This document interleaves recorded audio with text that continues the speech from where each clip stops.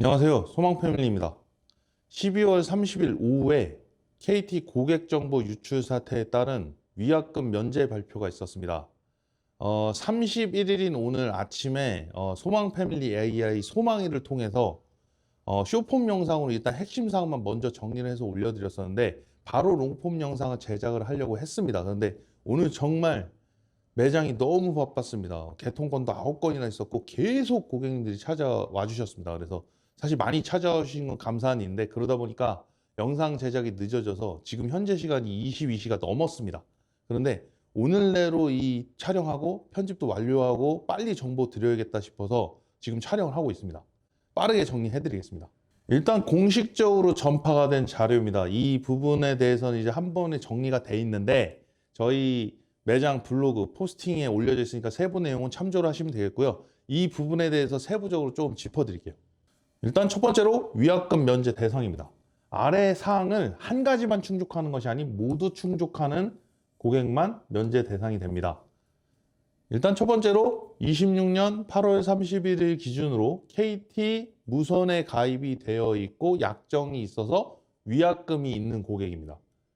그리고 오늘부터 12월 31일부터 내년 1월 13일까지 해지 또는 통신사 이동, 번호 이동으로 인해서 위약금이 발생하는 고객입니다. 자, 그럼 휴대폰만 되느냐? 자, 휴대폰뿐만 아니라 위약금이 발생하는 통신사 개통, KT 개통을 한 워치 혹은 태블릿 같은 세컨 디바이스도 모두 포함이 되겠습니다. 자, 여기서 제외되는 고객은 9월 1일 이후에 신규로 KT 개통을 했거나 혹은 재약정을 했거나 기기 변경을 한 고객은 제외가 되겠습니다.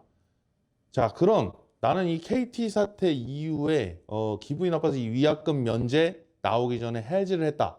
그 부분은 25년 9월 1일부터 12월 30일까지 해지한 고객은 모두 소급 적용이 되겠습니다. 다음, 면제 개념입니다. 면제라는 표현을 쓰다 보니까 내가 해지하고 혹은 통신사 이동을 하면 바로 면제가 되느냐? 그게 아닙니다. 기본적으로 선납부, 그러니까 납부를 하고 특히 번호 이동 같은 경우는 후청구를 하지 않는 통신사의 경우에는 납부를 해야만 개통이 될 수 있어요. 그래서 납부를 하고요. 별도의 환급 개념이 적용이 됩니다. 그리고 이것은 신청을 해야만 환급됩니다. 자동 환급되지 않습니다. 그래서 이 신청 기간이 정해져 있는데요. 26년 1월 14일부터 1월 31일까지 신청 기간이 됐고요. 고객센터 그리고 별도 홈페이지를 또 운영을 한다고 합니다. 자, 가장 주의할 점, 다 면제되는 게 아닙니다. 면제 제외 대상, 이 부분이 가장 중요할 것 같은데요. 일단 유선, 인터넷, IPTV 이런 전화, 무선만 면제가 됩니다. 유선은 면제 대상이 아닙니다. 그리고 요금제 유지기간 보통 6개월이죠. 이제 KT 기준으로 심플 코스가 들어가면 조기 변경에 따른 차액 정산금은 이 위약금하고 해당이 안 됩니다. 그렇기 때문에 이거는 면제 대상이 아닙니다. 그리고 당연하겠지만 단말기 할부금, 남은 할부금, 요금 이것은 면제되지 않습니다. 그리고 결합 할인에 따른 무선 쪽에서 반환금이 발생하는 일부 결합 상품의 경우에는 발생할 시에 이 부분은 면제가 되지 않습니다. 즉, 이 부분은 만약에 번호 이동으로 하거나 해지를 하면 청구가 되겠죠.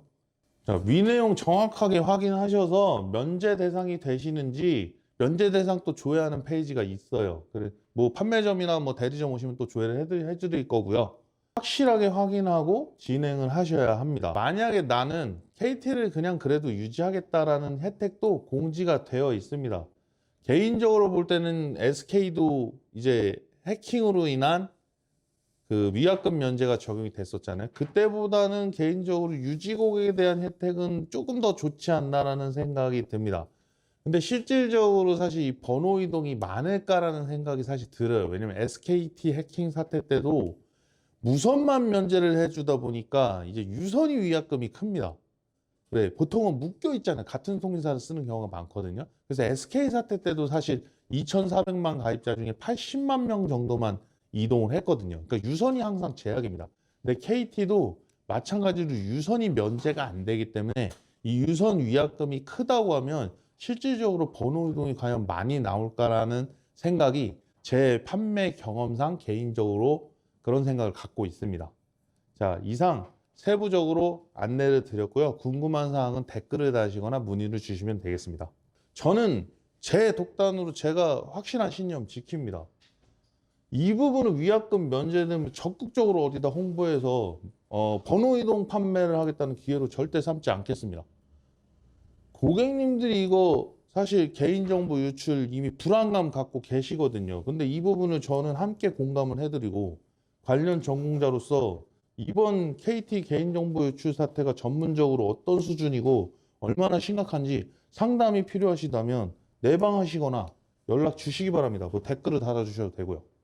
사실 판매자들은 지금 기회라고 생각하는 분들도 분명히 있을 거지만 우리 소망 패밀리는 다른 매장하고 다르게 가겠습니다. 고객님들의 불안감을 무기로 해서 단순 수익만 많이 거두려는 악성 폭발의 영역으로 저는 절대로 가지 않겠습니다. 물론 번호 이동 나오면 뭐 어쩔 수 없고 또 뭐 기회라고 생각하시는 게 틀린 건 아닙니다. 근데 저는 어그로성으로 뭔가 광고를 해서 고객님께 유도를 하고 그렇게 절대 운영하지 않음을 다시 한번 다짐합니다. 감사합니다. 이상 소망 패밀리였습니다.